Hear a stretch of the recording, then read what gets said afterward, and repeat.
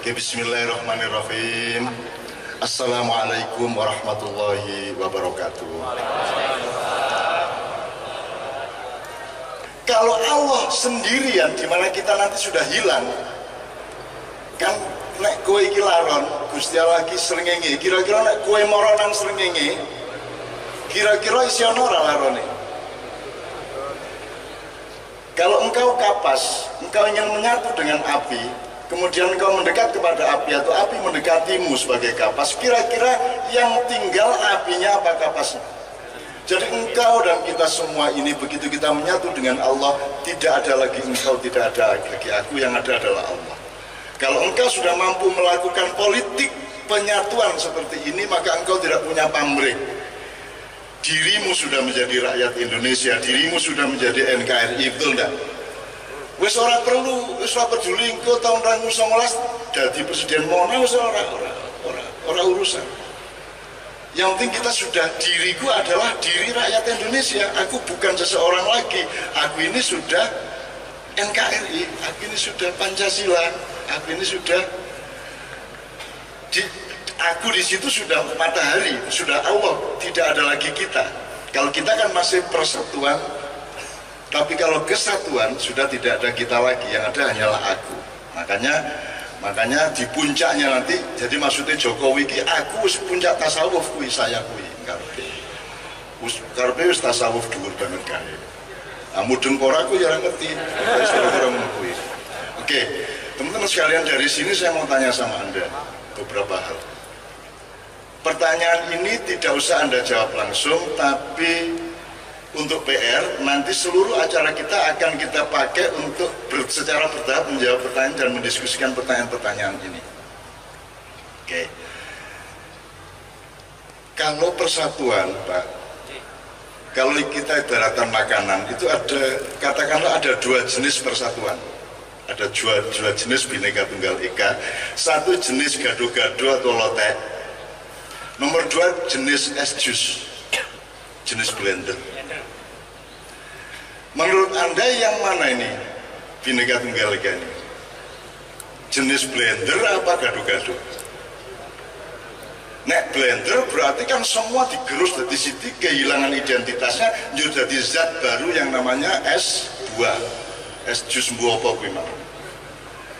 Selama ini menurut Anda prakteknya itu blender apa gado-gado? Coba Anda iling-iling selama ini di Indonesia. Misalnya gini, Indonesia itu dudu Jawa loh, dudu Islam loh, iki Indonesia dudu Islam. Kui kalimat blender apa kalimat gado-gado? Kalimat blender, betul enggak? Ini negara Indonesia bukan Jawa, kan gitu. Itu berarti blender, betul. Ini bukan negara Islam, ini negara Pancasila. Itu blender apa? Blender. Nah, Anda setuju enggak sama blender? Mestinya gado-gado. Indonesia itu ya Islam, ya Kristen, ya ya kebatinan, ya Hindu, ya Buddha, ya Katoloco, ya Dharma Gandul, Subut, segala macam kita coba pahami mereka dengan itikat baik dan husnudzon, gitu ya. Indonesia itu ya Jawa, ya Sunda, ya Madura. Ini ada Madura sebelah sana, makanya sampai karena selama Orba dulu itu kan cara berpikirnya blender, sampai lagunya Omah Irama lupa menyebut Madura tuh. Ada Jawa, ada Sunda, gitu kan, terus orang Madura gak terima Madura juga, kan gitu.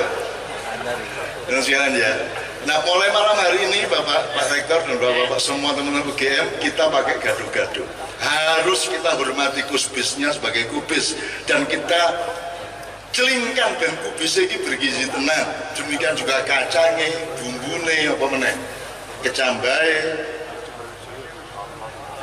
tomate, lontongnya, apa wae kita uri-uri dan kita perjelas dan kita sirami. Kubisnya ojo kok pateni, mentang-mentang Indonesia njur Jawa kok pateni ya rento, kan begitu. Jelas ya malam hari ini ya. Oke. Nah, dari situ saya punya beberapa pertanyaan. Disimpan saja, Mas Islami, Mas Imam tolong dicatat saja, nanti akan kita jadikan workshop sebelum kita minta kepada Pak Rektor untuk memberi batasan-batasan. Menurut analisis Anda, bapak-bapak biyen iki kok iso nggawe Pancasila iki asal usulnya saka ngendi to? Kuwi mikir otentik apa belajar dari sejarah nenek moyang, apa belajar dari filosofi hidupnya, apa belajar dari agama atau dari mana? Kok bisa ketemu Pancasila itu? Jadi saya bilang tadi ojo memangan woi lho, kowe kudu goleki wite karo oyote karo lemahe, kan gitu. Nah, tolong nanti kalau ada yang siap menjawab nanti mendaftar ya. Menurut analisis historis Anda itu kira-kira gimana kok iso melahirkan Pancasila iki sak dunya ora lho, soalnya mung kene tok ya ta. Amerika memang Declaration of Independence sekuler sebenarnya gitu. Kalau Indonesia kan ono jelas ketuhanan yang maha. Oke, ini pertama. Nanti tolong yang punya pendapat ini juga. Nomor 2, kok ngerti nek Tuhan ki Maha Esa ki saka sapa ya mbiyen? Ki dikandani sapa apa golek dhewe apa riset apa ki ta kuwi kok Maha Esa. Syukur Anda boleh dengan sub pertanyaan. Misalnya 2B gitu ya. Kok yang dipilih kata Esa ya, kok orang tunggal ya? Padahal kalau Bhinneka Tunggal Ikanya kan dari kitab Sutasoma oleh Empu Tantular. Dia mengutip dari kalimatnya Empu Tantular, Bhinneka Tunggal Ika. Nah, kalau Esa itu kan ono dwi. Setelah Esa, dwi, tri, catur, gitu ya.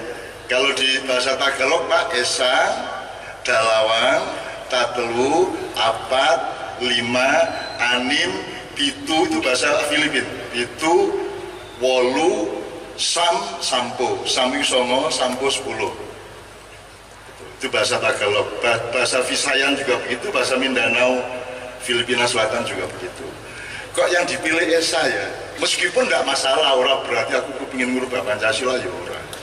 Wong kuwi sing penting kesepakatan toh, ini disebut handphone lah sakarepmu apa kok sebut asbak ya ben diwalen iki asbak kayak handphone ini ora apa to ya. Itu kan soal kesepakatan Pak kalau soal itu ya. Itu. Rambut sing endi terus sing kumis sing endi dan liya-liyane sing endi kan sakarep-karepmu. Orang tuh imajinasi. Anyep.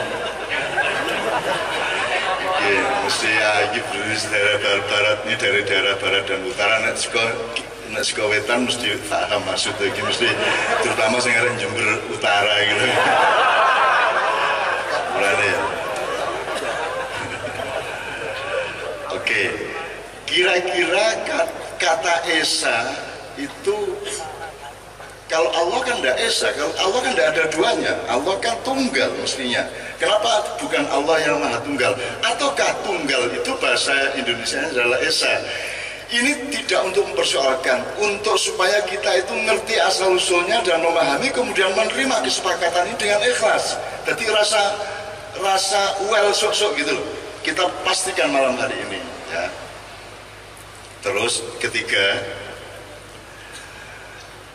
terutama teman-teman yang Fakultas Sastra namanya apa sekarang Pak? Sastra Budaya, Fakultas Ilmu Budaya, di mana ilmu bahasa dari situ ya Pak ya, jurusan Pak ya. Nah sekarang saya tanya, kalau Anda mempelajari kosakata di Pancasila, itu ada berapa kata yang diadopsi atau diimpor? Boleh dari bahasa Sanskrit, boleh dari bahasa Kawi, bahasa kuno maupun bahasa Arab, dalam konteks Arab maupun konteks Islam.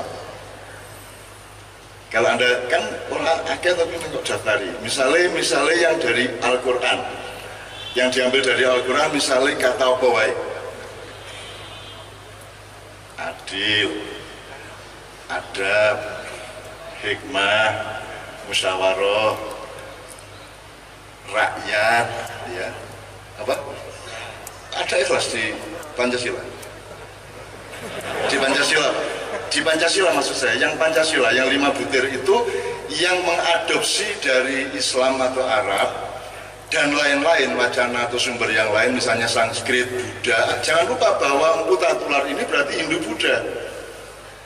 Berarti Bhinneka Tunggal Ika itu bisa dituduh ini musyrik karena bukan Islam.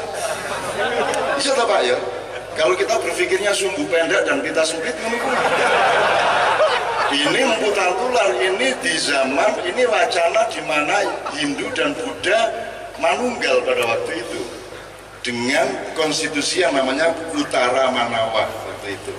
Kemudian diganti dengan konstitusi Mataram, diambil dari Tajus Salatin, Bustanus Salatin dan seterusnya, yang sekarang menjadi pusat keributan di sebelah selatan sana dengan Sabda Raja dan seterusnya. Tapi itu bukan masalah malam hari ini. Nah teman-teman sekalian, coba dicari. Syukur ada yang nanti yang menjelaskan kalau rakyat itu dari kata apa.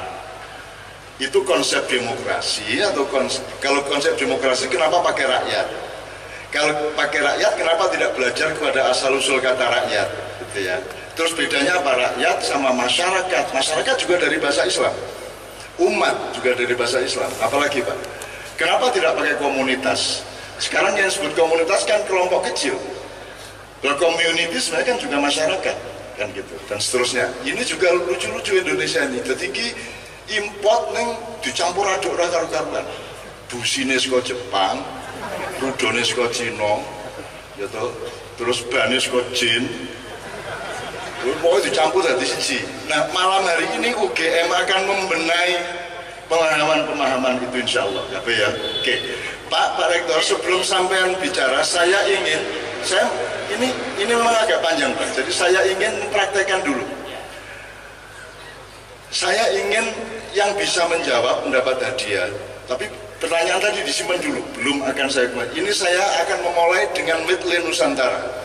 Malam hari ini bukan isi, tapi UGM. Kalau isi musik menjadi panglima, kalau di UGM pemikiran menjadi panglima. Jadi musik harus mengabdi kepada pemikiran, gitu ya. Terus ya. Jadi musik ini boleh bunyi asal ngikutin konteks yang sedang kita diskusikan.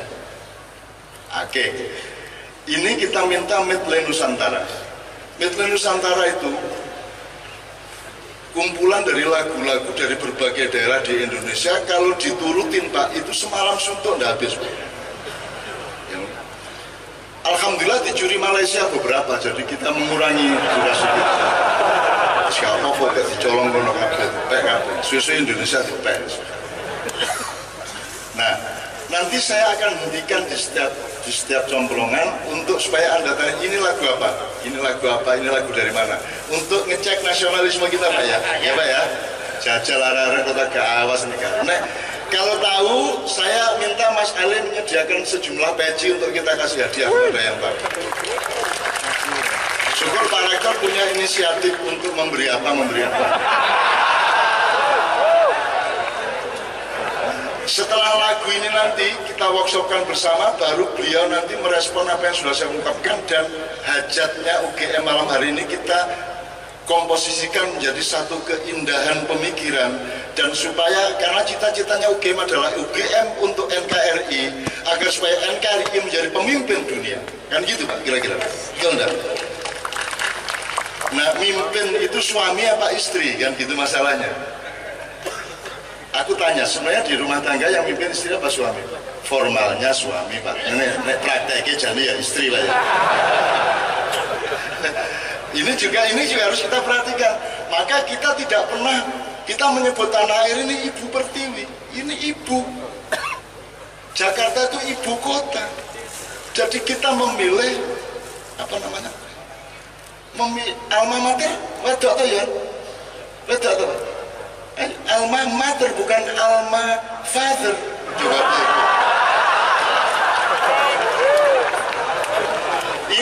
ini kita ingat ini dan mengerti ini, insya Allah akan menambah genahnya pikiran loh Pak. Kalau kita terusin dikit, Garuda sing dimaksud Garuda Pancasila kayak, ya. Kui lanang po wedok. Ini sudah saya tanyakan kemarin di Ma'ian, di mana itu. Tolong nanti dijawab. Ki jane Garuda sing kok maksud gawe secara biologis untuk teman-teman dari Fakultas Kedokteran Hewan mestinya tahu itu gambarnya itu lanang apa wedok karepe. Oke, secara biologis gambarnya itu laki atau perempuan. Konsepnya ketika bikin burung Garuda itu sebenarnya karepe ki lanang apa wedok, jantan apa betina. Meskipun kata jantan dan betina ini harus dibenahi oleh Fakultas Ilmu Budaya. Karena ini tidak fair juga kata jantan dan betina ini. Angger ana wong jujur disebut jantan. Angger ana wong ngapusian disebut betina. Ini merugikan kaum wanita. Kalau saya feminis, saya akan protes. Angger elek mesti disebut betina, betul? Angger ana wong ora misalnya rektor kok ndak berani ikut demo mahasiswa, tukoke kartong misalnya, kayak koteng misalnya gitu. Kan gitu. Itu kan menghina wanita. Apakah wanita lebih rendah dari laki-laki? Kenapa kalau betina itu negatif, kalau jantan itu positif? Ini juga masalah ekstra juga, Pak. Menurut saya ini harus dibenahi. Kembali ke Garuda lanang Pak Wedok.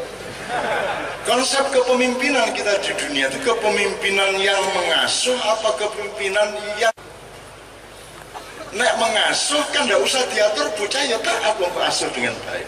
Tapi kalau mengatur kan, kalau mengatur itu modal utamanya kekuasaan.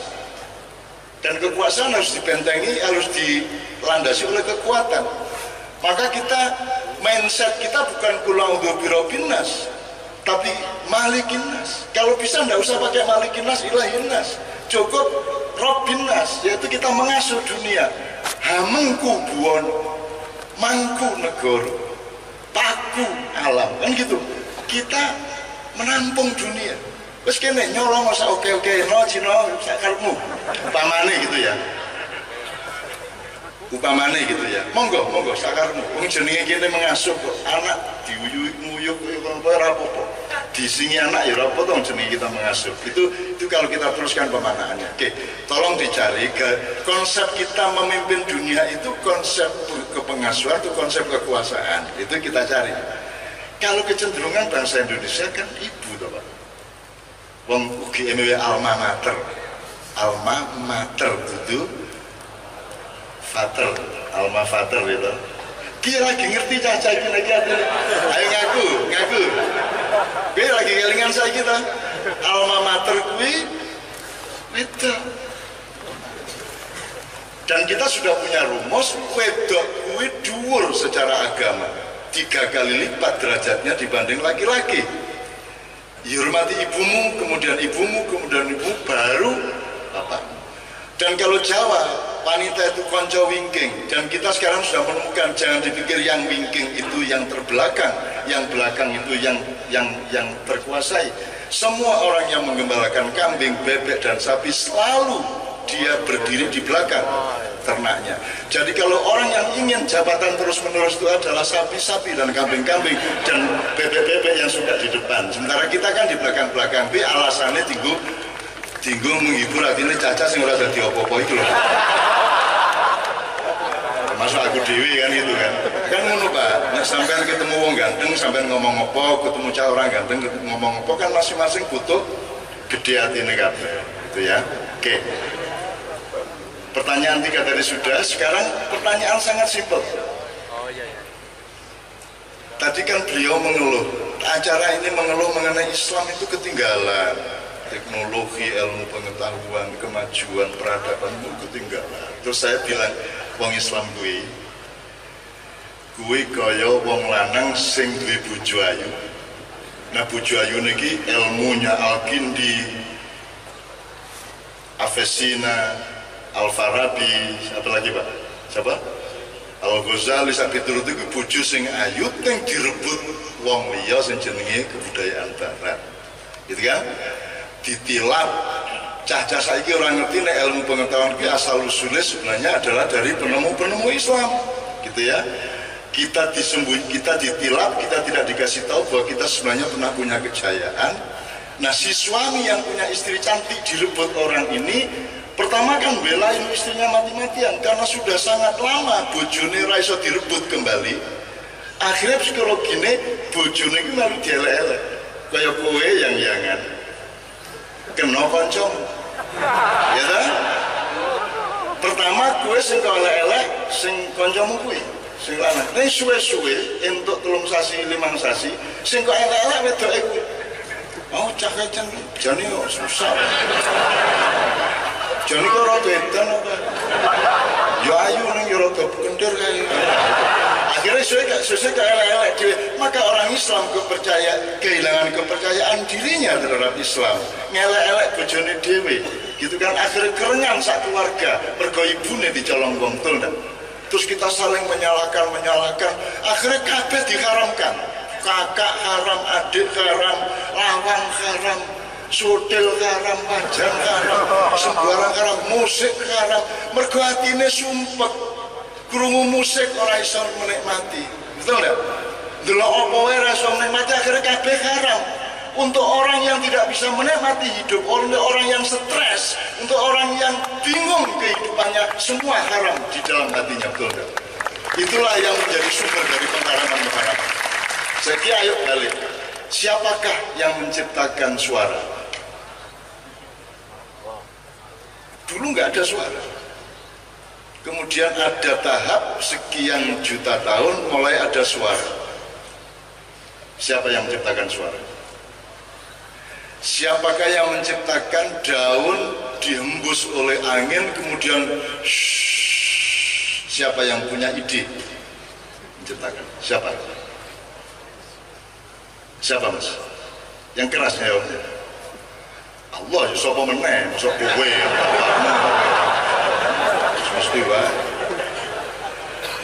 Kemudian ada ide berikutnya, setiap makhluk itu oleh Allah dibekali suara juga. Burung berkicau, mencicit, tekek.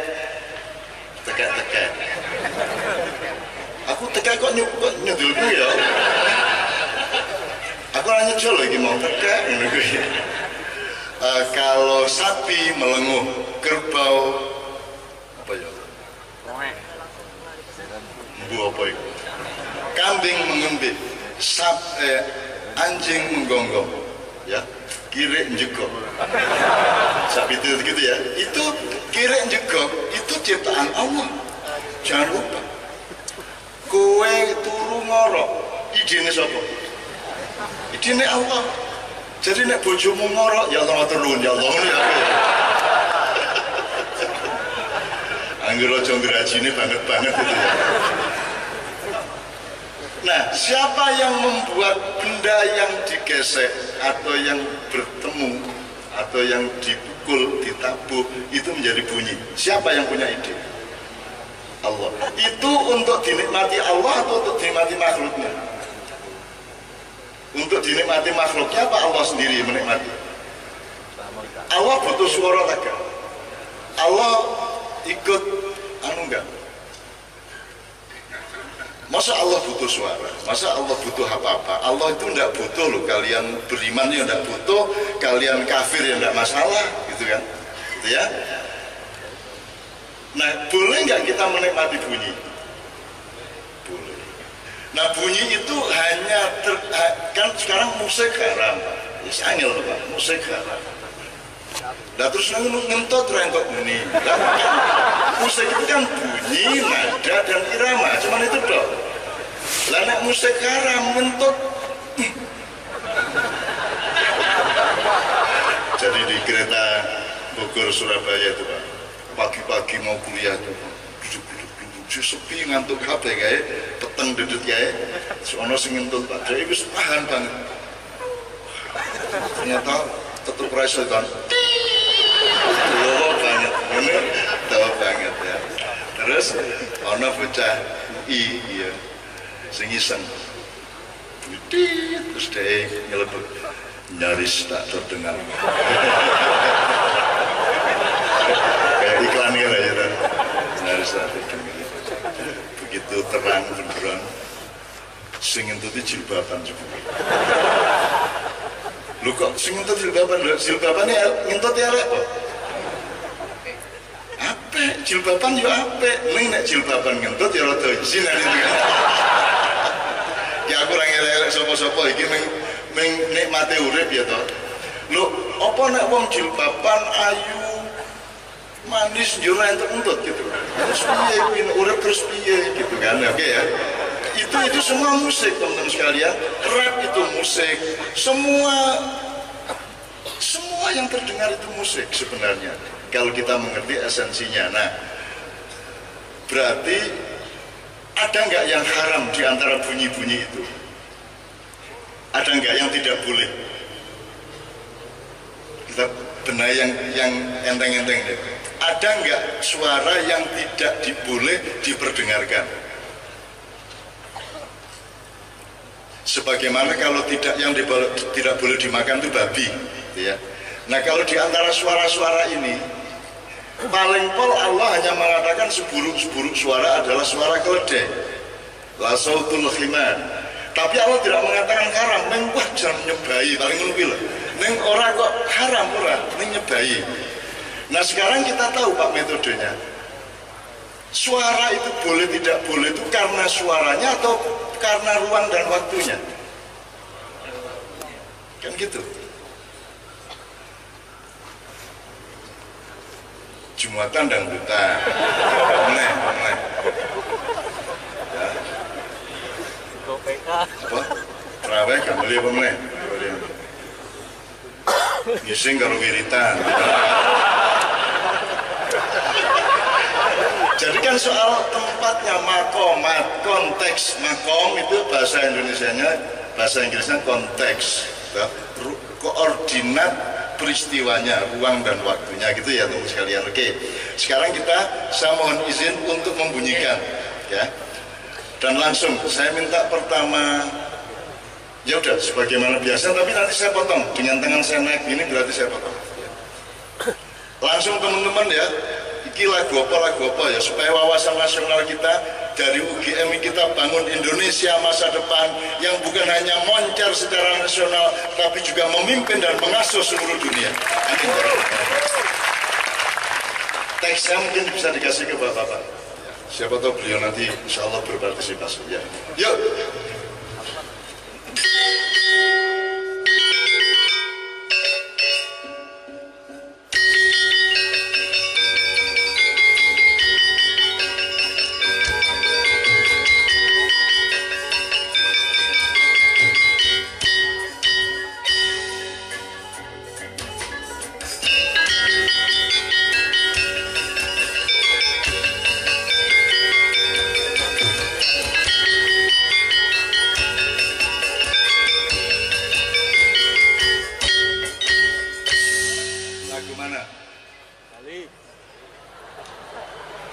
Ya Mas, yang pakai peci Maya tidak boleh jawab. Harus dong ngerti no area-area. Ya Mbak. Bali, bener Bali. Ini sebenarnya notasi awal musik Bali. Ini tadi. Jadi sebelum macam-macam musik Bali, ini dulu tadi. Oke. Jadi Ibu yang jatuh tadi apa Bapak? Di tani ya, Mbak apa? Mas ya, oke nanti nagih ke Mas Ali ya, nanti dapat peci Pak. Oh, peci sudah siap. Oh, kalau gitu langsung Pak Rektor mempersembahkan. Silakan maju Mas.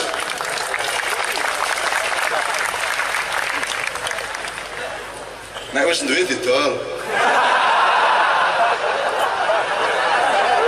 Terima kasih Pak Rektor, alhamdulillah.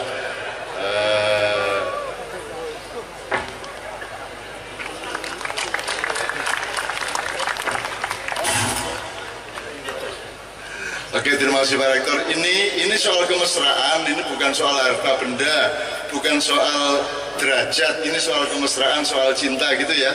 Kalau Anda mengaransir Indonesia tanpa metode cinta, Anda juga hanya akan kaku-kaku saja. Engko P4 lagi ganti opo, menurut dok. Jangan hanya akademis, tapi juga ada estetiknya, ada artistiknya, ada kemesraannya gitu ya. Oke. Saya tidak akan secara formal memulai perjumpaan kita ini dengan menyebut secara resmi ayat-ayat Allah atau hadis Muhammad SAW, karena sesungguhnya seluruh yang kita lakukan ini berada di gelombangnya Allah dan gelombangnya Rasulullah. Jadi mohon simbolisme formalnya kita tekan dengan lebih menekankan substansi dan esensinya, karena kita berada di Universitas Gadjah Mada. Universitas ini kalau dalam teori selama ini kita omongkan itu tingkatnya makdabah. Kalau TK itu madrasah, kalau SD itu mahfadhah, kalau SMP itu maklama, kalau SMA itu ma'rofah, kalau universitas itu makdabah. Kalau ada yang berminat nanti saya jelaskan. Kalau tidak berminat tidak ada masalah. Yang penting kita ngelakoni sing apik dan yang benar. Nah ini kan makdabah, jadi ini laboratorium untuk membangun peradaban NKRI ya di UGM ini kan gitu. Anda nanti harus akan saya ajak untuk napak tilas opo wae sing merupakan rintisan UGM karena ini universitas tertua se-Indonesia ya. Betul Pak ya? Tertua. Jadi ini induk universitas se-Indonesia adalah Universitas Gadjah Mada dan ada begitu banyak yang dia rintis, misalnya jilbab. Jilbab tidak akan menjadi lautan di Indonesia sekarang ini tanpa UGM pada tahun 80-an akhir. Kelompok diskusi, ya, lingkaran-lingkaran intelektual se-Indonesia dimulainya di UGM pada tahun 1979, namanya Diskusi Sabtu. Itu ada Pak Lukman, ada Pak Thoyibi, ada Pak Muslih, ada Pak Fanani, ada Halim Hadi dan seterusnya. Itu perintis kelompok diskusi. Dari sini baru ITB Bandung, termasuk Ramadan in Campus. Jadi kolam atau danau religiusitas spiritualitas di wilayah intelektual yang namanya Universitas Gadjah Mada ini perintisnya adalah RDK apa jenenge? Namanya di sini apa? Salahuddin. Salahuddin, Jamaah Salahuddin. Itu perintisnya sini baru Salman, Bandung. Jadi Anda kalau sekarang makan buah tanpa mempelajari pohonnya dan akarnya, Anda tidak akan mendapatkan berkah apa-apa dari buah itu. Maka malam ini nek iso dieling-eling macam-macam hal yang bisa kita pelajari dari UGM. Termasuk saya barusan harus berterima kasih, saya diakui sebagai alumnus UGM. Saya sangat berterima kasih karena saya tidak merasa punya apa ya cukup sejarah untuk bisa diakui sebagai alumnus karena saya dulu di sini kuliahnya di gedung ini Pak saya Pak. Dulu di sini Fakultas Ekonomi, filsafat sama psikologi di sini. Jadi saya kuliah di atas ini dulu. Jadi nek gue kan mikir-mikir kono aja. Aku neng pusate biar. Ora kita ngeracetno kapan kuliah kapan ora ya. Dan saya hanya bisa 4 bulan karena bisanya bayar SPP 4.500 pada waktu itu Pak. Hanya sekali itu tok. Setelah itu saya tidak bisa meneruskan kuliah, tidak karena ideologi, tidak karena apa-apa, tapi karena pancen ra iso bayar. Terus ra iso nggarap soal-soal ujian. Hari pertama saya ujian bahasa Inggris, alhamdulillah tidak ada masalah. Hari kedua, ekonomi perusahaan, iso diapal-apal ke sidik-sidik, neng bareng sing ujian hari ketiga accounting, modiar aku. Accounting, aku 3 menit tak delok soalnya aku langsung ngadeg, tak parani dosennya Pak, mbok nganti modar aku ra iso. Yes, aku tak leren baik. Aku tak neng Malioboro wae, akhirnya saya kuliah di Universitas Malioboro. Oke, jadi gini teman sekalian, kita masuk pelan-pelan Pak, bismillah. Insya Allah saya mempelajari apa yang diungkapkan oleh penyelenggara, aspirasi dari Pak Rektor dan Bapak-Bapak yang lain tadi ngobrol sama saya, termasuk ngukupilah apa yang selama ini tercerai-berai tidak karuan itu kita kukupi, tapi metodenya harus jelas. Metode kan nomor 1 di kampus itu bukan mempelajari bahannya, tapi metodologinya. Kalau dalam Islam Anda tahu bedanya, Allah menggunakan 4 kata jalan. 1 sabilillah, sabil. Nomor 2 syariatullah, syari, jalan juga artinya. Nomor 3 thoriqatullah, thoriq. Nomor 4 siratal mustaqim, sirat, semuanya bermakna jalan. Tak singkat saja, kalau Anda ketemu orang yang bukan Islam, Anda jangan tunjukkan syariat Islam, karena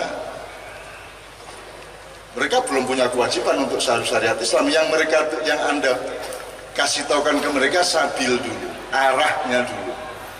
Sabilillah, maka ud'u ila sabili rabbika, bukan ud'u ila syariatillah, bukan ud'u ila siratal mustaqim. Kok siratal mustaqim mau daro nganti tuwa kowe ora ngerti kowe. Mulane mbok sesuk mati saiki salat tetep ihdinas siratal mustaqim, karena dia urusan presisi terakhir, ketajaman dan kelembutan yang puncak dari spiritualitas dan kebenaran hidup kita menuju titiknya ridho Allah Subhanahu wa taala, itu baru sirat. Nah, sabil arahnya, syari itu Allah ngasih jalannya loh. Kamu bikin irama subuh, kemudian kamu subuh nabogong, terus nanti sekian jam duhur nabogong, beberapa jam lagi nabogong lagi asar, 2 jam lagi nabogong lagi maghrib, isya dan seterusnya. Itu sebuah irama, itu aransemen. Jadi itu aransemen musik, itu irama yang Allah atur, dan kita taat aja karena pasti akan berkah di situ, pasti akan benar secara psikologi, akan sehat secara biologi, pasti itu ya, dan seterusnya nggak usah saya jelaskan. Tapi pokoknya itu yang namanya syariatullah, syariatullah. Ini syariat untuk orang Islam pasca Muhammad SAW. Sebelum itu belum ada syariat seperti itu, karena masih punya pikiran waktu itu. Setelah Rasulullah itu pikirannya rapati kanggo, akhirnya tiga buku manual.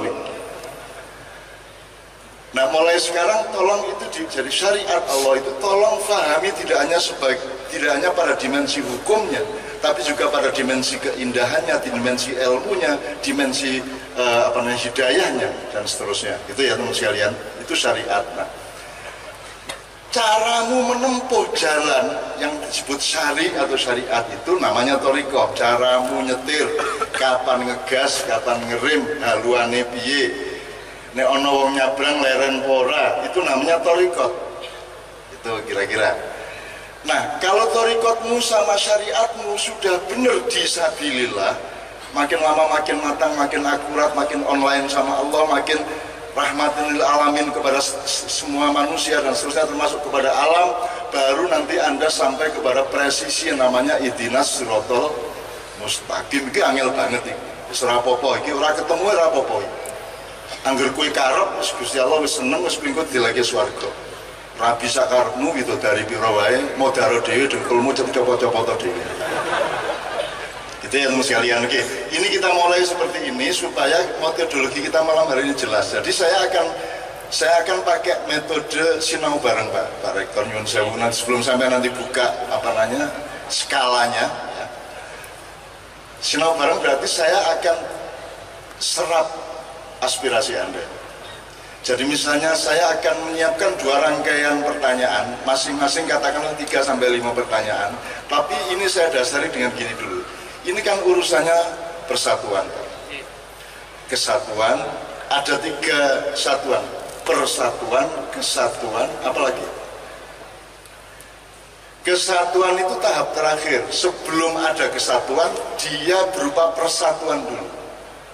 Isi oke neng wis persatuan. Nek kesatuan, oke kuwi wis manunggal ika, gitu ya. Itu namanya kesatuan. Supaya terjadi kesatuan dan sebelumnya ada persatuan, dibutuhkan metode yang namanya penyatuan. Jelas ya? Bener lagi bahasa Indonesia nih.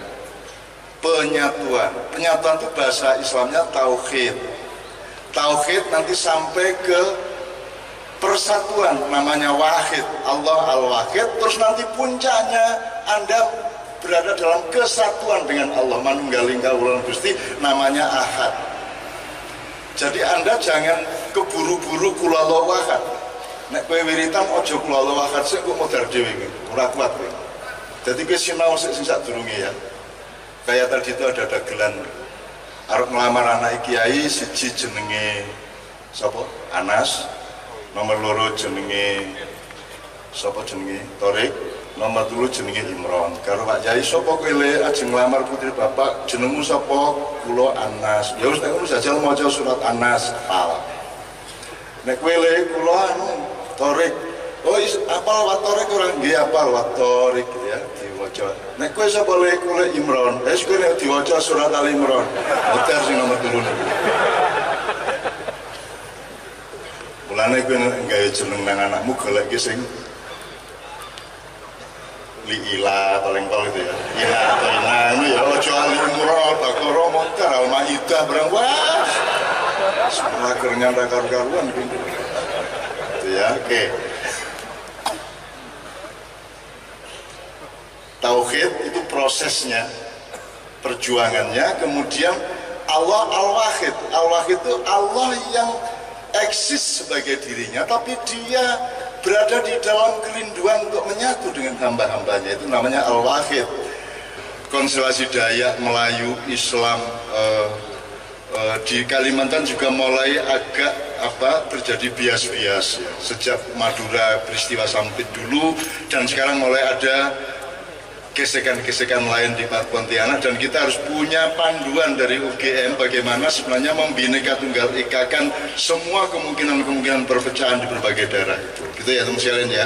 Oke, ini tadi Cici Priok, kita hormati teman-teman Dayak, dan saya sama Kiai Kanjeng pernah ditugasi untuk menyisir 4 kabupaten di antara Kalimantan Tengah dan Kalimantan Barat agar supaya perang Sampit tidak melebar ke arah barat dan utara.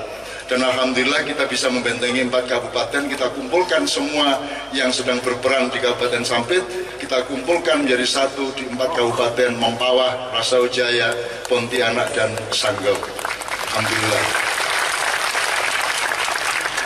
Mereka saudara saya, dan saya ketemu sama kepala suku Dayak itu saya tidak pakai ngomong Bhinneka Tunggal Ika, saya cuma tanya, saya peluk, saya bilang saya ini datang dari Jawa, ini saya ini musuh sampean apa saudara sampean? Kalau saya musuh sampean, saya tak siap-siap, meskipun kalah, saya bilang gitu, tapi tak siap-siap. Tapi kalau saya saudara sampean, saya mohon kita bersaudara dengan semuanya. Dan dia langsung meluk saya, oh saudara, saudara, wes beres, Meduroni beres. Cukup dengan satu kalimat tanya jawab itu, alhamdulillah saya kumpulkan semua orang Madura dan orang Dayak jadi satu di lapangan Sanggau dekat dengan Kalimantan Utara pada waktu itu sore hari, dan alhamdulillah sampai sekarang tidak terjadi gesekan apapun. Oke, masih ada beberapa lagu lagi Pak Rektor, saya mohon bersabar supaya kita, ini kan namanya zikir Pak. Kalau kita zikir kepada Allah, kita tidak bisa tidak zikir atas ciptaan-ciptaan Allah. Dan Dayak itu ciptaan Allah, Madura ciptaan Allah, ayam ciptaan Allah, angin ciptaan Allah, sungai ciptaan Allah. Jadi mencintai Allah dalam mencintai semua ciptaan-ciptaannya, manusia dan makhluk lain termasuk alam dan lingkungan hidup, gitu ya. Karena kewajiban muslimin dan mukminin adalah menciptakan rasa aman dan situasi atau manajemen yang mengamankan semuanya. Itu namanya rahmatan lil alamin. Jadi malam ini kelihatannya pengajian, sebenarnya kan pengajian harus diaplikasikan menjadi nasionalisme yang sayang satu sama lain, menampung satu sama lain. Pak Rektor, sebelum saya minta kepada beliau-beliau Bapak yang lain, dari yang diomongkan Pak Rektor, kita harus waspada, jangan ada yang dominan, itu kan ada metodenya. Apakah kualitatif ataukah kuantitatif, material ataukah imaterial. Jadi misalnya gini, kalau volume metodenya berarti kalau berasnya 1 sendok, garamnya 1 sendok gitu. Nah gak bisa tuh, gak bisa kan? Nah jadi kalau nasi banyak terus lauknya kelihatan cuma 1/3 volume nasi, tidak berarti nasi itu dominan, betul kan? Jadi dominan atau tidak dominan mungkin harus kita waspadai. Ini kualitatif, kuantitatif, apakah material atau simbolik atau apapun kan gitu. Jadi kalau sama dengan Anda punya anak 3 Pak, yang mana yang adil? Anda membelikan baju yang sama atau membelikan harga yang sama? Ataukah yang adil adalah memenuhi apa yang dibutuhkan masing-masing? Yang mana? Kalau dikasih baju yang sama, wong seleranya berbeda, berarti ada yang bilang tidak adil. Harganya sama, itu juga yang satu, tapi saya nggak suka ini, ya tetap tidak adil. Kalau diturutin ketiga-tiganya sesuai dengan seleranya juga tidak adil, karena yang satu milih baju murah, yang satu milih baju mahal. Jadi keadilan itu tidak pernah tercapai. Yang ada adalah diperjuangkan bersama. Pokoknya angger ketok pancen pengen adil, cukup pemimpin menukui adil tenan kira iso. Mulane kan si jiwa bojomu, si jiwa angel adil kan gitu kan. Oke, itu dari Pak Rektor tadi begitu. Jadi kita jangan terus, kita sekarang kan bertengkar minoritas mayoritas, ini kualitatif atau kuantitatif. Kalau kita ngomongnya kuantitatif ya sego kuwi dominan, tapi kalau kita ngomong kualitatif, gizinya orang yang karbohidratnya ya gizinya orang yang sayurannya kan gitu. Nah jadi mayoritas dalam arti pemilikan modal apa mayoritas dalam arti jumlah warga negara kan gitu. Kan ada bermacam-macam metode. Tolong ini kita perhatikan. Nomor 2 dari Pak Rektor, gini, karena ini Ramadan, bisa nggak Anda membayangkan puasa itu diterapkan di segala hal kan gitu. Misalnya ngimami sholat raweh dengan metode puasa, gimana caranya? Kowe apal Al-Quran, itu seneng banget nih mojo Al-Baqarah, jur kowe rakaat pertama Al-Baqarah, rakaat kedua Ali Imran, rakaat ketiga Al-Maidah, rakaat keempat terus nganti modiar itu. Makmumnya orang yang makmumnya misuh itu, kalau ini misuh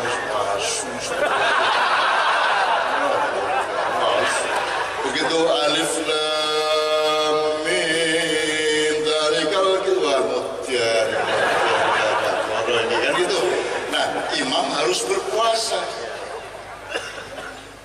Puasa adalah menahan diri, mencari batas yang tepat, ya. Jangan terlalu pedas, jangan terlalu asin.